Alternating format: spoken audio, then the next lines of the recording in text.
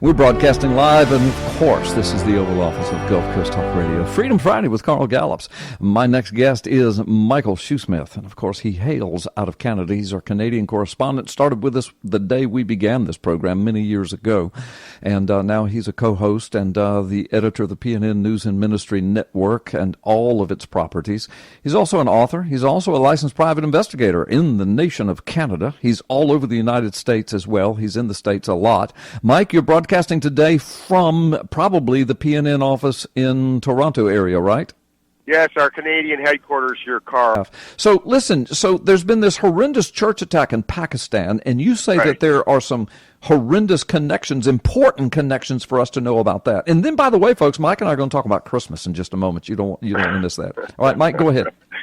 Well, listen, I was driving down the road the other day, and I was listening to the news, and then they started talking about this church attack, this terror attack against a church in Islamabad, Pakistan. The first thing that came to mind was, of course, it's a horrible thing. People died, and many others were injured. More on that in a moment. But the first thing that came to mind was, wait a minute, there's a church in Pakistan? How is that possible? 2 suicide bombers attacked a church packed with worshipers on Sunday in southwestern Pakistan, killing at least 9 people and injuring at least 35 others, several critically.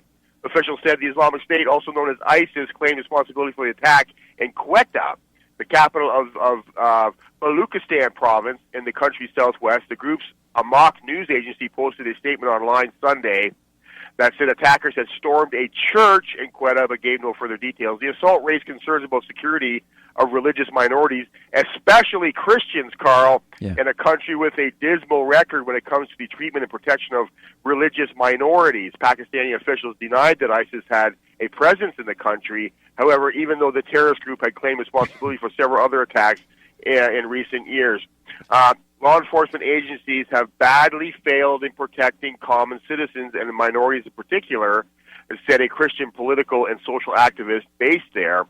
December is a month of Christian religious rituals, Mr. Gill said. Christians make up. Now, here's where my ears really peaked up, because you hear about all these attacks, and you just kind of get numb to it, right? I was listening to this story, and this is where I really peaked up, because it says in this New York Times article, Christians make up 2% of the country's population of about 198 million. Most of them are marginalized and perform menial jobs, okay? So I'm going to end it there. I'm not going to read the entire article for you. You can go to NewYorkTimes.com and read it there. But here's the thing, Carl. And as sad as the loss of Christian life is, when I did my brother-in-law's funeral a few years ago, I stood up in front of the mourners and I said that if my brother-in-law, Gary, could speak from the grave, he would say that the reports of my death have been greatly exaggerated. I am not dead. I am alive and well. Thank you very much, okay? Because he was a believer, all right? And, believers, we don't die permanent death. We don't mourn as those without hope, the Bible says, right? So we do mourn their loss, but that's our loss. Our loss is their gain. I mean, they gain heaven, right? So as tragic as that is, there's a bigger story here.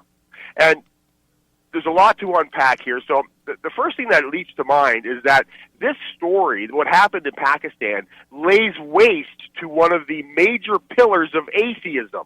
I'm not sure if you're aware of that or not, but one of the major pillars of atheism is this. Everyone is born an atheist, and then if they become religious, they simply embrace the religion of their parents or the surrounding culture, right? Mm-hmm. That is one of the major pillars of atheism. That it's just a parental passing of the torch, so to speak, mm-hmm. or a religious cultural acceptance of what's happening around you, right? Yeah. But only 2%. Now, these people are in. This article is based out of Islamabad, Pakistan. Mm-hmm. Okay, the cultural narrative there is Islamic. The parents of many of these people are probably Muslim. Okay, these people, we're getting reports out of Muslim countries of Jesus showing up to these Muslim people, and these Muslims giving their lives to Jesus Christ. This is a very real thing, and you heard from the article that these people are marginalized and perform menial jobs. I mean, and here's another thing. there is that aspect of it, the laying waste to the atheist mantra of atheist to religious cultural dynamics, but also this has an end time dynamic associated with it. What does Matthew 24:14 say? This gospel of the kingdom will be preached to the whole world as a testimony to all nations. Not every pair of ears out there, but all nations. Mm-hmm. And then the end will come. Mm-hmm. Well, what does it look like? What does the landscape, the global landscape, look like as far as the gospel going to all nations? Well, guess what? Yeah, the gospel has gone into all nations. Yeah. It's there now. There are 50 Christians in Pitcairn Island, but guess what? That's 100% of the population. there's only 50 people in the Pitcairn Islands. But get this one. Let's back up here. North Korea. Would you believe that North Korea has 406,000 Christians? Can you believe that? That's amazing. I know 100,000 of them are in prison. In prison, right. But, these people, they are facing annihilation over there. Yeah. But the numbers keep swelling. 406,000, that's 1.7% in China as well. Yeah. Iran has 380,000 Christians. Yeah. That's 0.4%. Yeah. But the gospel has gone out into all nations. And listen, and you mentioned it a moment ago, these Jesus dreams by the Muslims. Al Jazeera, this is documented in one of my books. It's either When the Lion Roars or Be Thou Prepared, maybe in both of them. Al Jazeera had to admit that 6 million Muslims a year on the continent of Africa alone are turning to Jesus Christ. And they also did a big report that many of them, they didn't say how many, I don't know what percentage, are coming to the Lord because of visions and dreams. Jesus is appearing to them like Paul on the Damascus Road, and they're facing death because of these dreams and visions that are so real, and they're surrendering their life to Christ. Al Jazeera reported on that.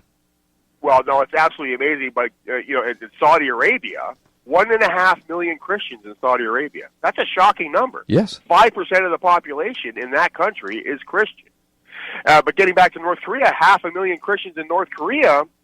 In North Korea, there is no proselytizing allowed. There's no missionaries allowed in North Korea. Right. You're not allowed to go around handing out Bibles or preaching the gospel in North Korea. Yeah. Who's doing that? Yeah. Well, God himself is showing up in North Korea and talking to these people, and there's 500,000 Christians in North Korea. It really is amazing. The gospel has gone out into all nations, and then what happens? The end happens, right? Yeah. There's 2.5 million Christians in Pakistan right now. Right. That's an amazing number in a predominantly Muslim country whose flag is the crescent moon. Yeah. By the way, right. And this also lays waste, by the way, to the swoon theory, the theory that Jesus simply, the Case for Christ by Lee Strobel. Uh-huh. Lee Strobel was an atheist.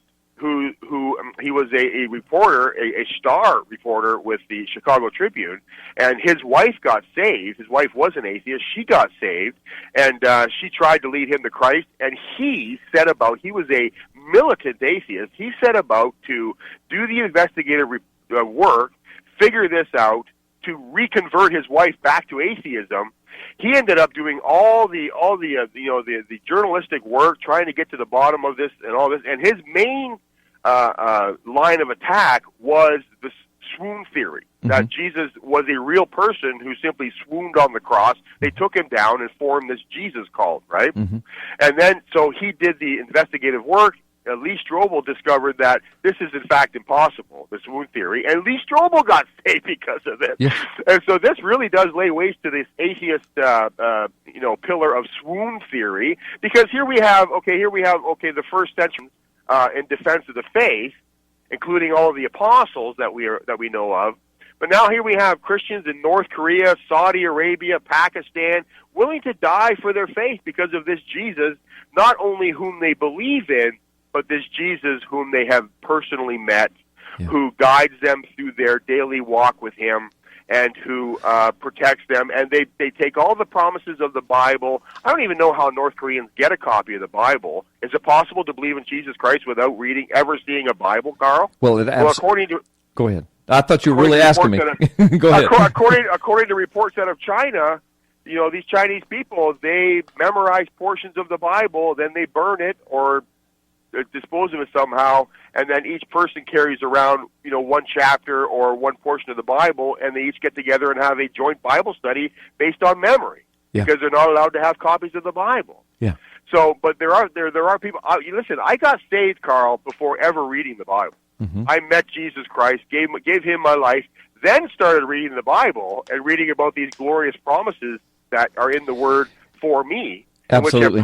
Which have proven themselves out in my life in dramatic detail, and so then now we discover that all of this end time prophecy coming to pass in shocking clarity before our very eyes in our generation. And I look at the Bible and I so revere that book mainly because of the fulfilled prophecy in that book, including what Lee Strobel discovered as prophecies regarding Jesus Christ. After discovering those prophecies, Lee Strobel got on his knees and begged God for forgiveness, and now got up on his 2 feet and is now serving the Lord with all of his heart, reaching millions with the gospel of Jesus Christ. It really is amazing. It is amazing. And speaking of...